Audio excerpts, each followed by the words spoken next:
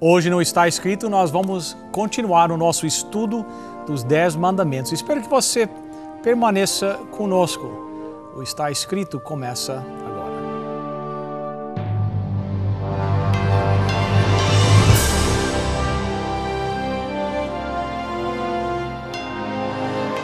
Venceu a prova do tempo. O livro de Deus, a Bíblia. Ainda relevante neste mundo complexo.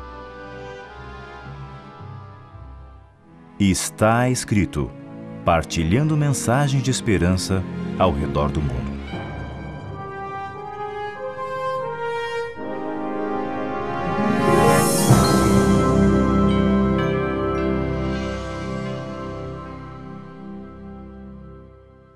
Bem, quero dar as boas-vindas aos nossos telespectadores que estão nos assistindo mais uma vez. Nós estamos chegando ao final da nossa série sobre os 10 mandamentos. Nós temos mais uma vez aqui os 2 convidados especiais, como sempre, o Dr. Alberto Tim. Tudo bem, senhor doutor? Com certeza. Prazer em tê-lo conosco. Okay.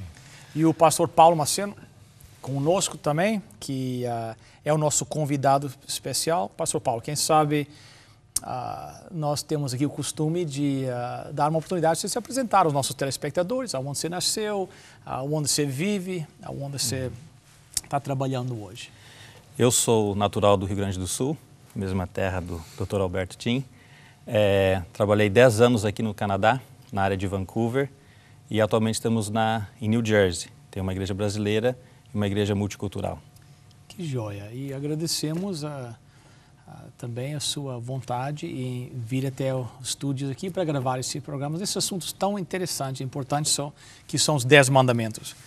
Bem, chegamos ao 9º mandamento, né? O número 9, né?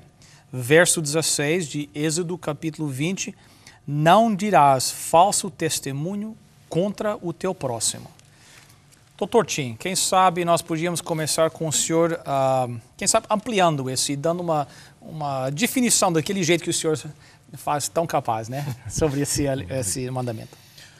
Veja, o sentido primário do texto eu entendo que seja o fato de nós não devermos caluniar as outras pessoas. Outras palavras, dizer aquilo que não é verdade acerca da pessoa e que acaba afetando a reputação da própria pessoa. Mas o princípio do próprio texto, eu creio que é a mentira em todas as suas formas. É condenado por esse texto. Então, em outras palavras, nós temos aqui uma inferência muito significativa de que nós devemos falar a verdade em toda e qualquer circunstância. Pastor Paulo, a mentira aparece na Bíblia bem no início, né? Bem no início. A passagem do livro de Gênesis, no capítulo 3, versículo 1. 3, verso 1, né? Capítulo 3, verso 1.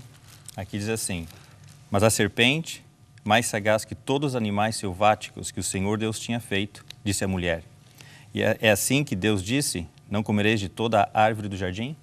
Na verdade, aqui Satanás ele fez uma pergunta que não era nem verdadeira nem falsa. Mas essa pergunta, ela como que descreveu distorcidamente o caráter de Deus. Então, ela traz uma conotação deliberadamente que Deus não havia feito a coisa de uma forma correta. Interessante que nesse texto aqui, você vai ver como uma das formas de como é distorcida a verdade ou desestabilizado o pensamento verdadeiro. Em primeiro lugar, o diabo começa com uma generalização. Não comereis de toda a árvore. E Eva havia entendido, não, é da outra. E aí o diabo oferece um conhecimento que ela não tinha. Se abrirão as vossas mentes. Então você vê como você parte do todo para o nada e oferece alguma coisa a mais ali. E muitas vezes a pessoa acaba sendo enredada com esse tipo de subterfúgio. Bem que Jesus já disse que o diabo é o pai da mentira, né? Com certeza. O pai da mentira. Agora, o conselho do mandamento é não falso testemunho contra alguém. Mas qual seria o princípio bíblico se nós tivéssemos algo a falar do nosso, por exemplo, para se o nosso irmão nos ofendeu, então qual seria o conselho bíblico e como nós lidar com essas situações onde alguém, quem sabe, nos ofendeu ou fez algo contra nós? Não existe um conselho bíblico como agir em essas situações? A Bíblia não fala mentira a respeito dele, mas qual é o procedimento nosso, então? Veja, eu creio que nós não precisamos ser ingênuos também. Eu gosto muito do capítulo 7 de Mateus, que também é no próprio Sermão do Monte, você encontra ali algumas orientações muito importantes ali. E ali diz o seguinte, nesse texto aqui, eu me refiro explicitamente ao verso 1, Mateus 7:1. Não julgueis para que não sejais julgados. Então, alguma pessoa pensa que nós não podemos avaliar as atitudes e ações das pessoas. Mas o verso 20 complementa, assim, pois, pelos seus frutos os conhecereis. Você vai ver que, eu creio que aqui está o equilíbrio nessa questão.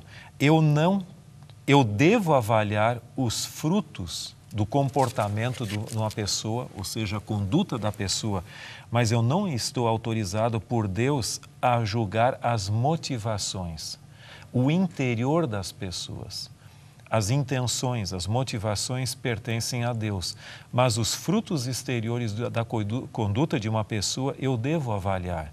Agora, o conselho bíblico realmente que nós temos ali, e principalmente em Mateus capítulo 18,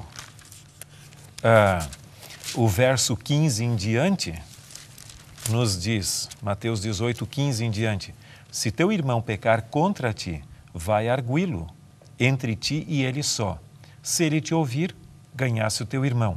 Se, porém, não te ouvir, toma ainda contigo uma ou duas pessoas para que pelo depoimento de 2 ou 3 testemunhas toda a palavra se estabeleça. E se ele não os atender, dize-o à igreja.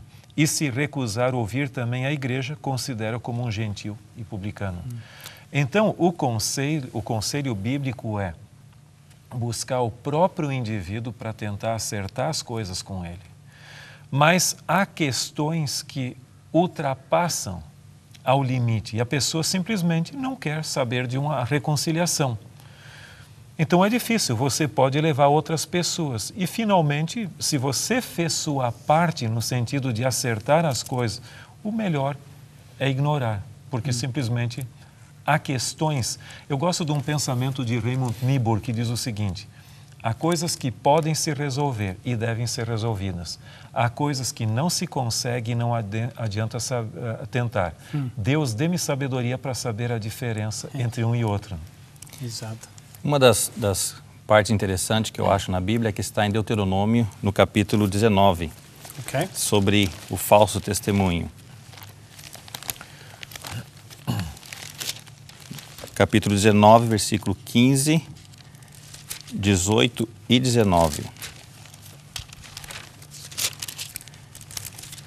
Versículo 15 diz assim: uma só testemunha não se levantará contra alguém, porque qualquer iniquidade ou qualquer pecado, seja qual for que cometer, pelo depoimento de 2 ou 3 testemunhas, se estabelecerá o fato.